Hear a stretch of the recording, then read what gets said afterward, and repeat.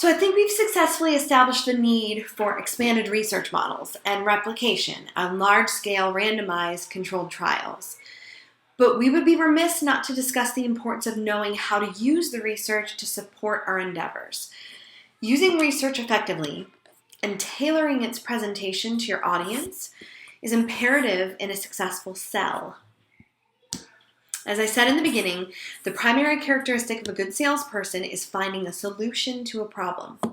If I'm going to present or write a proposal for a new program, you better believe I'm going to ask the decision makers what their program is missing. What do they need in order to take their program to the next level? Where are they hitting a roadblock in providing quality continuum of care for their clients and their patients?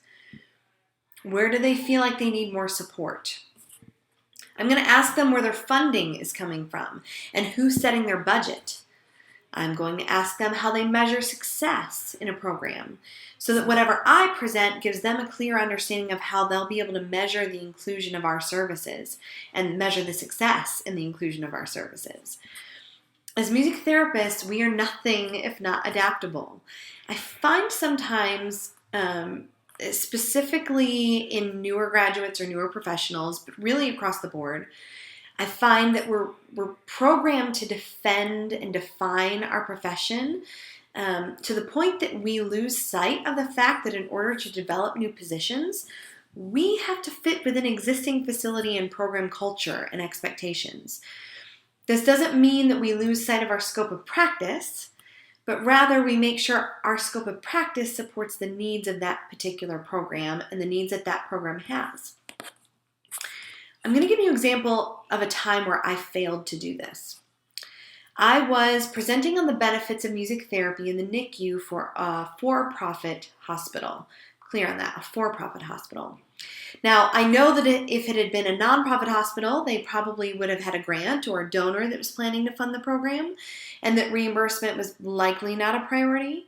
So I assumed that insurance reimbursement options would be a great benefit to this for-profit hospital regarding the addition of our services. I spent a great deal of time in my presentation breaking down the cost analysis of specific CPT codes that could be billed for our services, reimbursement rates, only to find out at the end that they were really only interested in the research. They only wanted to hear about evidence-based and positive outcomes. It took me another 2 years to get into that hospital again for another presentation. And by that point, their priorities had changed again, and they only wanted to hear about music therapy for babies with neonatal abstinence syndrome, or NAS babies. And these are the babies that are born addicted to drugs, which in that 2-year time period had become so much more prevalent that they were looking for support in that area specifically. So don't be afraid to ask the questions that will lead you to that program's sweet spot and what they need. I urge you to stray away from canned definitions of music therapy and use your creativity to expand the depth and breadth of your practice to fit the needs of the program you're trying to build. I found that in my practice, it's only after I've built rapport and I'm considered an integral part of a program that I can really affect change on program implementation. So I urge you to think about how you're presenting yourself as you walk in the door. Are you coming in as, I'm going to change everything up, or how can I fit your needs and assist you with what you need? So when you find out what that sweet spot is, you need to spend time putting together quality literature reviews that support those needs specifically.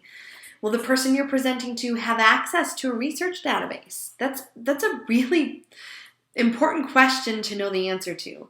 Because if they don't have access to a research database, you could give them a bibliography all day long. You can give them citations all day long. And it doesn't matter, it's just a bunch of words, because they aren't going to be looking up the abstracts, reading the research, really finding out what is happening. So if they don't, you may want to consider including a short summary of the findings in the research that you provide, so you can do the citation and then 3 to 5 sentences on what that paper concluded. Don't assume that the decision maker is just going to take your word for it, that this exists. Really try to support what you're saying with the literature that exists, and really try to support what you're saying with new literature that you are contributing to.